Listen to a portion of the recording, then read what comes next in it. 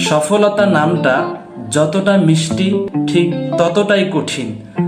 সফলতার পথে আসলে কোনো শর্টকাট নেই। বড় হওয়ার আগে আপনাকে ভিতর থেকে ছোট হতে হয়, শিখতে হয়, ধৈর্য ধরতে হয়, আর চুপচাপ করে কাজ করে যেতে হয়। আসলে সবাই চায় সফলতা, কিন্তু কয়জন প্রস্তুত থাকে তার কষ্টের জন্য? যখন রাত জেগে কাজ করো, যখন সবাই ঘুমায় আর তুমি শিখো, যখন তোমার পরিশ্রম কেউ দেখে না, ঠিক তখনই তুমি নিজেকে তৈরি করছো এমন একটি জীবনের জন্য যেখানে থাকবে স্বাধীনতা, সম্মান এবং শক্তি।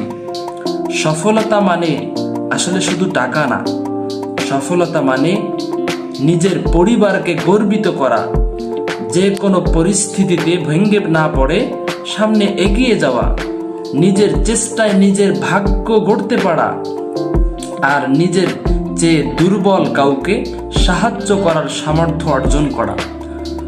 সফল হতে হলে আপনাকে কয়েকটি জিনিস মেনটেন করতে হবে। নাম্বার 1, নিজেকে বিশ্বাস করতে হবে। কেউ তোমার স্বপ্ন বুঝবে না, তবুও ছাড়বে না। নাম্বার 2, নিয়মিত শেখো এবং কাজে লাগাও। স্কিল ওই ভবিষ্যতের তোমার একদিন কারেন্সি।